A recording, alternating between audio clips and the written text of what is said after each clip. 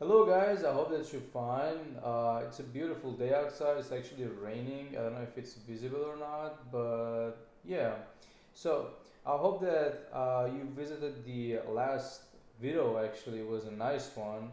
And in this video, we're going to delve into the psychology of enough. Why having more never feels like enough. So we live in a time when we have more than any generation before us, more comfort, more technology, more freedom, and yet we're more restless than ever. So, it's a paradox. We scroll endlessly, we stop endlessly, we dream endlessly, and still something inside whispers it's not even enough. But what if the problem isn't that we don't have enough? What if the problem is that we're forgetting the enough actually meaning? Today, we'll uncover the psychology of enough and how our minds were wired to always want more, and how to finally step off that endless treadmill and find genuine peace. The evolutionary trap. Our ancestors lived with scarcity of food, shelter, and safety. Their survival dependent on the constant searching and saving. That ancient brain still lives with us, and it whispers, "Keep going, don't stop. You might lose it." But modern life flipped the script. Now we live in abundance, yeah, yet we still behave as if we're like starving. So that's why enough feels wrong to the brain, because evolutionary never actually taught this kind of satisfaction, only survival. Well, what does all this kind of thing mean? So deep down in us, our roots of thousands of years of evolution are still with us, and psychologists call it the actual hedonic treadmill, as we actually talked about in the previous video. When we get something that we want, a car, a partner, happiness spikes and then it slides back down. And so we raise the bar. You think, if I just get this one, then I'll finally be happy, and then something else happens. So the same pattern repeats over and over again. We chase, we catch, we crave again and again. So it's repeating on a regular basis. So, when success becomes a trap, modern culture sells us a dangerous story. More money, more status, more success equals more happiness. But studies shows that after basic needs are met, the happiness curve flattens. Beyond that, satisfaction doesn't grow, only expectations do. That's why you see a lot of happy people that are, let's say, not very rich, and still you see a lot of rich people that have high expectation from others, that are always working. Enough is never enough for them. They just have to keep on improving. And it's not a, let's say, competition. It's like what they prefer to do in their lives. And that's like really an interesting key factor, I suppose. We start comparing our lives to others, climbing ladders we don't even believe in, until one day we look around and ask, why do I still feel empty? Social media is gasoline on the fire. Every scroll shows us something richer, fitter, happier.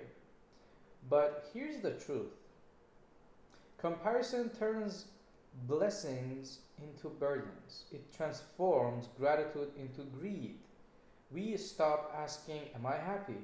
and start asking, "Am I doing as well as them?" as we talked about it previously. But the answer to all these questions will always be no, because you see more all the time. So, because the answer always would be no, because you see someone higher on the ladder, what if the secret isn't in wanting more, but it's needing less?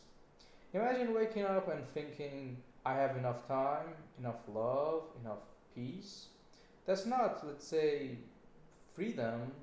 That's not something imaginative. That's what actually we all have these days. but still how we manage the time. There's this freedom from endless comparison, this freedom from pressure to prove your worth. Real wealth isn't measured by what you have, but it's by how little you need to feel content. And the science of gratitude. It's easier said than done, but deep inside, we all feel a personal kind of feeling. When we gratitude, we feel positive energy. But when we keep comparing, we just feeling like a kind of negative energy onto ourselves, onto our lives, which is like quite very much bitter, I suppose. Our brains kind of show the gratitude rewires neutral kind of pathway to joy. And when you practice gratitude, you teach your brain to focus on the present, not on the absence. Look in the glass the half full. And even if the glass is half empty, it's on us to fill it up and we can use what we have. So it's a beautiful kind of gesture. Try this simple shift. Each morning, name three things you already have that matter. Not what you want, but what you have. You'll start to notice how your brain calms, how comparison fades, and how enough begins to feel real again.